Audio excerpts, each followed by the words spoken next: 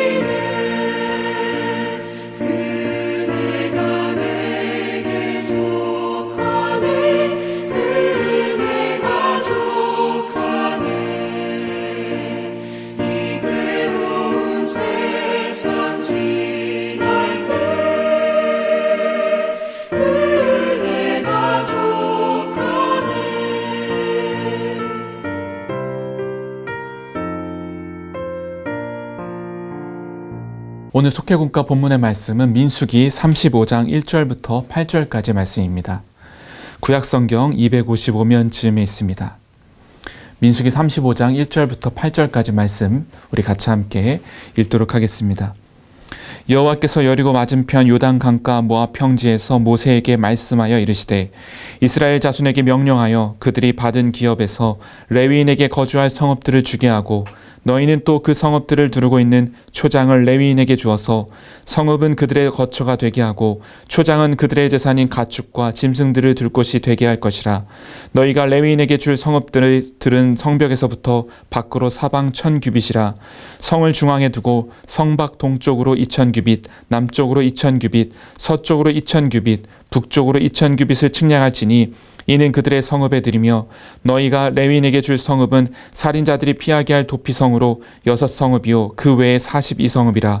너희가 레위인에게 모두 48성읍을 주고 그 초장도 함께 주되 너희가 이스라엘 자손의 소유에서 레위인에게 너희가 성읍을 줄 때에 많이 받은 자에게서는 많이 떼어서 주고 적게 받은 자에게서는 적게 떼어 줄 것이라. 각기 받은 기업을 따라서 그 성읍들을 레위인에게 줄지니라. 아멘. 오늘 속해 공과의 주제는 18과 그 성읍들을 레위인에게 줄지니라입니다. 지금 우리는 민수기의 말씀을 보고 있습니다. 민수기는 이스라엘 백성들이 출애굽을 하여서 가나안 땅까지 가는 그 광야의 여정을 기록하고 있습니다. 앞서서 25장까지는 이 이스라엘 백성들의 인구 조사와 또 출애굽 1세대의 소멸과 퇴장, 그리고 새로운 세대가 등장하는 것을 설명하고 있습니다. 부정적인 정탐꾼들이 보고에 동화되어서 이스라엘 백성들이 원망과 불평을 하였을 때 하나님께서 그들을 심판하사 이 정탐하였던 하루를 1년씩 쳐서 40년 동안 광야에서 방황하게 하셨습니다. 그리고 하나님께서는 그 원망과 불평하는 이스라엘 백성들의 1세대는 가나안 땅에 들어가지 못하게 하셨습니다. 그리고 이제 이어서 2세대가 그 가나안 땅의 입성을 코앞에 두고 있는 상황입니다. 모세조차도 이스라엘의 그 가나안 땅에 들어갈 수가 없었습니다. 느보산에서 이스라엘 그 가나안 땅을 바라보면서 회한에 잠겨있을 그 모세, 그리고 모세는 느보산에서 그 생을 마감하게 되고 이제 여호수아가 이스라엘 백성들을 이끌어 모압 평지, 바로 이 이스라엘에 들어가기 요단강 전에 있는 그 모압 평지에서 진을 치고 모여있는 상황입니다. 이런 상황 가운데 하나님께서는 이 여호수아를 통해서 그 백성들에게 이렇게 말씀하십니다. 그 말씀이 오늘 우리가 보고 있는 본문의 말씀이라고 할 수 있겠습니다. 여러분, 이스라엘 백성들이 광야 40년을 왜 보내게 된 것일까요? 하나님께서 이스라엘 백성들을 광야에 보내신 것은 이스라엘 백성들이 고생을 시키기 위함이 아니셨습니다.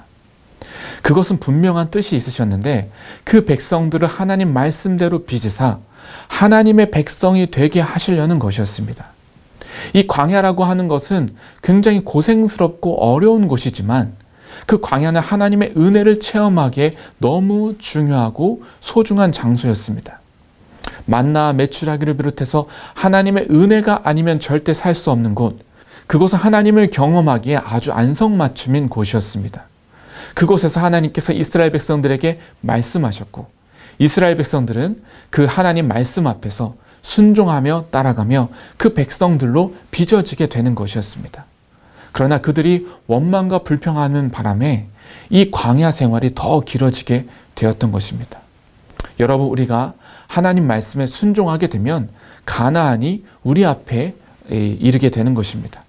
그러나 그 말씀에서 벗어나 하나님 말씀에서 불순종하면서 계속 거절하며 나아간다면 광야 생활은 더욱더 길어질 수밖에 없는 것입니다. 오늘 본문의 말씀은 이제 가나안 땅에 들어가기 바로 앞에 있는 말씀이라고 할 수 있겠습니다. 그때 하나님께서는 이 백성들에게 레위인들에게 성읍을 분배하라고 말씀하십니다.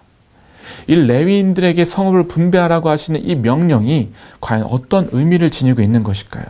또 우리에게 어떤 의미를 주고 있는 것일까요? 오늘 본문의 말씀을 통해서 같이 함께 살펴보기 원합니다. 첫 번째입니다. 저주를 축복으로 바꾸시는 은혜. 오늘 본문의 하나님께서는 레위인들에게 성읍을 마련해 주십니다. 그런데 사실 이 레위 지파는 12지파 가운데 들어가지 못하는 지파였습니다. 하나님께서 따로 택하사 성막을 섬기는 자로 하나님이 그들의 기업이 되어주신다고 말씀하셨습니다. 레위는 본래 저주받은 사람이었습니다. 창세기 34장을 보게 되면 야곱의 딸 디나 사건이 나오게 됩니다. 이때 이 시므온과 레위는 그 무자비한 야비한 방법으로 그 부족들을 죽이는 일을 했습니다. 이로 인해서 야곱으로부터 책망을 받게 되었고 결국 저주를 받았습니다. 그 저주의 내용은 나눠지고 흩어지는 것이었습니다. 그 말씀대로 지금 레위 지파가 48개의 도성으로 흩어지게 된 것입니다. 다른 이 12지파의 다른 지파의 족속들은 이스라엘 땅을 분배받았습니다. 그러나 레위 지파만 땅을 분배받지 못하고 도성을 분배받게 됩니다. 여러분, 레위 지파는 인구 계수에 들어가지도 않습니다. 요셉의 그 아들이었던 므낫세와 에브라임이 12지파에 들어오면서 레위 지파는 따로 빠지게 됩니다. 하나님 택하신 족속, 하나님을 섬기는 그 족속으로서 이 성막, 회막의 기구들을 관리하고 번제들, 예배를 인도하는 그런 제사장 그룹이 바로 이 레위인들이 되겠습니다. 이 레위인들에게 48개의 성읍을 주게 되었는데 여러분, 이것은 레위인들에게 흩어지는 저주가 아니라 또 다른 축복이 되게 되어서 하셨습니다. 그 이유는 시내산에서 모세가 율법을 받고 내려왔을 때 이 이스라엘 백성들이 금송아지를 만들어서 섬겼던 그런 끔찍한 죄악 사건이 있었습니다. 그때 하나님께서 이 이스라엘 백성들에게 분노하셨고 그들을 칼로 죽일 것을 명령하셨는데 그것에 부름받아 나왔던 그 쓰임받은 민족이 바로 이 레위 지파였습니다. 모세를 적극적으로 도와서 이스라엘을 심판하고 정결하게 하는 일에 앞장섰습니다. 이것은 하나님 앞에서 헌신된 행위였고 모세는 그들에게 하나님이 복 주실 것이라고 선언하셨습니다. 결국 저주를 받았던 레위 지파였지만 하나님의 성막을 관리하여 하나님 법궤를 운반하는 등 거룩한 직분을 감당하게 되었습니다. 여러분, 하나님이 택하시고 부르신다면 우리도 쓰임 받을 수 있습니다. 구원받은 사람은 과거의 상처에 묶여있는 사람이 아닙니다. 십자가 앞에서 치유받고 회복되어서 저주에서 축복으로 바꾸시는 하나님의 은혜로 나아가는 자인 것입니다. 여러분에게도 과거에 어떤 잘못이나 상처가 있으실지도 모르겠습니다. 여러분, 거기에 묶여있지 마시고 거기에 머물러 있지 마시고 우리를 용서하여 주시고 회복시켜 주시고 다시 일으키시는 하나님의 손에 붙들림 받아 쓰임받는 우리 모든 성도님들이 되시길 바랍니다. 두 번째입니다. 우리에게 사명을 주시는 은혜.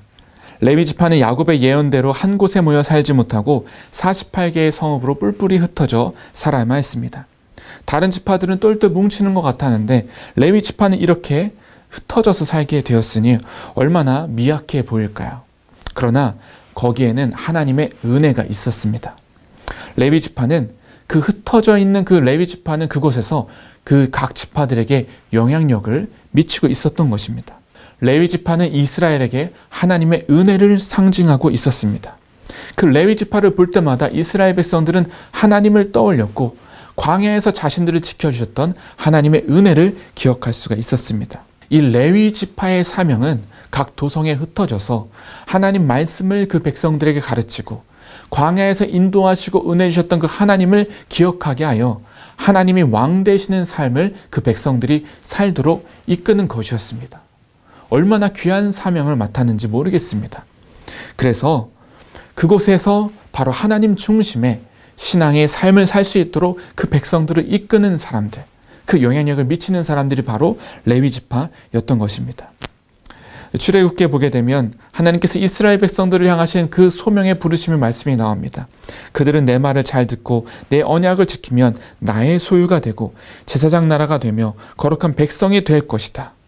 여러분, 이 언약의 말씀을 레위 지파가 감당하면서 이루어가야 한다는 것입니다. 레위 지파는 그 흩어져서 각 사람들에게 신앙의 본을 보여주는 사람이었습니다. 여러분, 우리도 각자의 저마다의 자리에서 부르시는 사명의 자리, 소명의 자리가 있을 것입니다. 저마다 그 소명은 다릅니다. 크고 작든 하나님께서는 우리들을 하나님의 영광과 그 나라를 위하여 부르시고 계십니다. 이 레위 지파처럼 우리도 그렇게 쓰임받을 수 있게 되길 원합니다. 하나님께서 부르시는 그 자리가 여러분 어떤 것일까요? 여러분에게 말씀하시는 그 자리를 여러분 기억하시고 그 자리로 나아가시는 우리 성도님들이 되시기를 바랍니다. 세 번째입니다. 우리에게 피할 곳을 주시는 은혜. 본문을 보게 되면 레위 지파가 거할 성읍 중에 6개의 성은 도피성으로 구별하여 만들도록 하셨습니다. 여기서 나오는 이 도피성이라고 하는 것은 고의로 살인하지 않은 그 사람들을 회중 앞에서 정식으로 재판받기까지 보호하는 그 장치였습니다. 당시 이스라엘 백성들은 이 국가 제도가 없었습니다. 왕이 없었기 때문에 이 각 지파별로 가족이나 부족 단위로 이 어떤 잘못을 하거나 살인을 했을 때 즉각 처결하는 그런 일들이 있었습니다. 여러분, 그런 상황 가운데서 고의가 아닌 실수로 잘못해서 범죄하거나 누군가를 죽였을 때 즉각적으로 처결해서 죽이게 되면 또 다른 살인을 낳게 되면서 문제가 되게 되는 것입니다. 또 다른 부당한 죽음이 낳게 되면서 이스라엘 백성들 가운데 사회가 혼란스럽게 될 것입니다. 그래서 어떤 무제한의 그런 보복도 가능하게 되었던 것입니다. 여러분, 하나님께서는 이렇게 되기를 원치가 않으셨습니다. 그래서 도피성이라고 하는 제도를 만드셨던 것입니다. 놀라운 것은 이 도피성의 위치가 6개의 그 위치가 이스라엘에서 어디에 있든지 가까운 곳에 갈 수 있는 최고의 그런 최적의 거리를 말하고 있다는 것입니다. 그래서 어느 곳에 있더라도 그 가까운 도피성이 있어서 잘못했을 때 그곳을 피할 수가 있었다는 것입니다. 그래서 그 도피성을 피하게 되면 그 누구도 그 사람을 건드릴 수가 없었습니다. 재판을 받기까지, 정식으로 그 잘못한 것을 헤아려서 정식으로 벌을 받기까지 마치 감옥처럼 거기 안에 갇혀 있었던 것입니다. 하나님은 이렇게 억울한 죽음을 당하지 않도록 그 백성들을 지키시고 배려하고 계시는 것을 우리가 볼 수 있겠습니다. 여러분, 우리가 이것을 볼 때 하나님의 그 은혜와 사랑을 떠올리게 됩니다. 여러분, 이 도피성은 신약에 가서 예수 그리스도를 상징합니다. 우리의 피난처가 되시고 우리의 도움이 되시며 우리를 용서해 주시는 그 예수 그리스도, 여러분, 그 피난처 되시는 그 예수님께 우리가 피한다는 것입니다. 여러분, 하나님께서는 그 모든 백성들에게 도피성을 통해서 이 은혜와 자비로 초대하고 계시듯이 오늘도 우리를 그 하나님의 은혜와 사랑 가운데 초대하고 계십니다. 우리 안에도 연약함이 있을 수 있을 것입니다. 부족한 것들, 잘못한 것들이 있을 수 있을 것입니다. 여러분, 그럴 때 괴로워하는 것이 아니라 우리의 피난처 되시는 예수님께로 피하게 되시길 바랍니다. 우리 피난처 되시는 하나님께 안기게 되시길 바랍니다. 그 하나님께서 우리의 문제를 해결해 주실 것입니다. 그리고 우리를 구원해 주실 것입니다. 우리에게 남들에게 말하지 못하는 그런 억울한 것이 혹시 있진 않으십니까? 우리 안에 그 연약함, 이것을 가지고 여러분 어떻게 하길 원하십니까? 피난처 되시는 그 예수님께로, 은혜의 하나님께로 나아갈 수 있게 되시길 바랍니다. 여러분, 우리가 이 말씀을 가지고 적용하면 어떻게 적용할 수 있을까요? 첫 번째는 하나님께서는 우리가 신앙의 본을 보여주기를 원하십니다. 우리 각자의 삶의 자리에서 이 신앙의 선한 영향력들을 미치는 것, 참 중요한 부분이라고 할 수 있겠습니다. 여러분을 부르신 자리가 분명히 있을 겁니다. 여러분, 그곳에서 우리가 하나님의 영광을 드러내는 선한 이 신앙의 영향력들을 발휘하는 우리가 될 수 있게 되길 바랍니다. 또 두 번째는 하나님은 우리의 피난처가 되시고 피할 바위가 되신다고 말씀하십니다. 우리의 연약함, 실수와 억울함들은 무엇일까요? 피난처가 되시는 예수님께로 피하면서 나아갈 수 있게 되시길 바랍니다. 그분의 그 날개 아래 거하는 그런 은혜가 있게 되시길 바랍니다. 주님께서는 그런 우리들을 맞아주시고 안아주시고 그리고 다시 일으켜 주실 것입니다. 우리 시간 같이 함께 기도하도록 하겠습니다.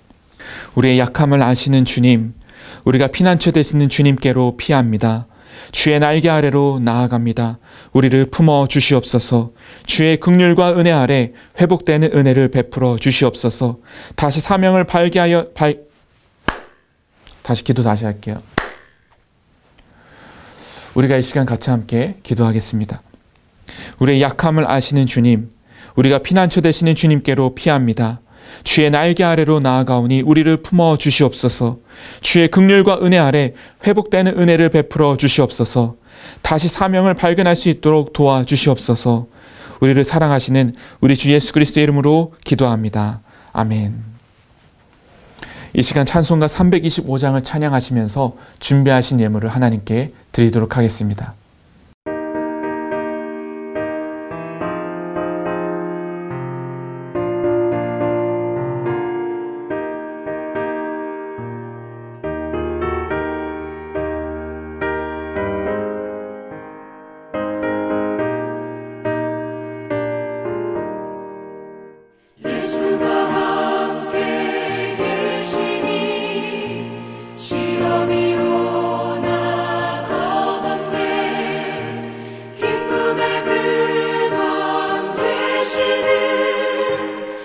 예수를 위해 삽시다. 날마다 주를 섬기며 언제나 주를 기리고 그 사랑 안에 살면서 딴 길로 가지 맙시다. 이 세상 사는 동안에 주 이름 전파하면서 무한한 복락 주시는 예수를 위해 삽시다. 날마다 주를 섬기며 언제나 주를 기리고 그 사랑 안에 살면서 딴 길로 가지 맙시다.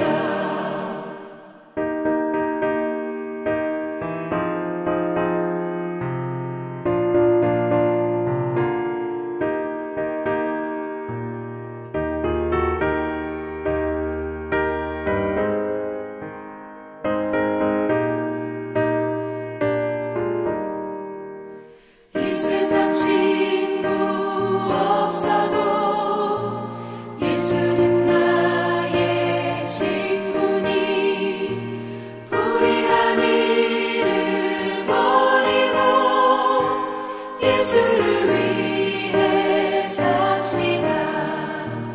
날마다 주를 섬기며 언제나 주를 기리고 그 사랑 안에 살면서 딴 길로 가지 맙시다. 주께서 심판하실 때 잘했다 칭찬하리니 이러한 상급 받도록 예수를 위해 삽시다. 날마다 주를 섬기며 언제나 주를 기리고 그 사랑 안에 살면서 딴 길로 가지 맙시다.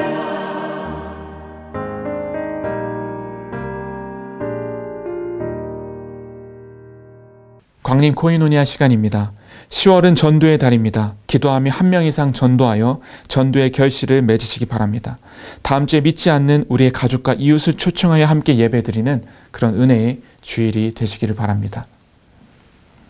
이제 우리 마지막으로 봉헌 기도하고 주기도문하고 속회를 마치도록 하겠습니다. 우리의 삶의 자리에서 함께 하시며 우리의 길을 인도하시는 주님, 주께서 주시는 은혜를 기억하게 하시고 주의 은혜 앞에 피난처 되시는 주 앞에 날마다 나아가게 하여 주시옵소서. 주의 은혜로 오늘도 우리를 회복시켜 주시고 일어나게 하사 주의 영광을 위하여 살아가는 주의 백성 되게 하여 주시옵소서.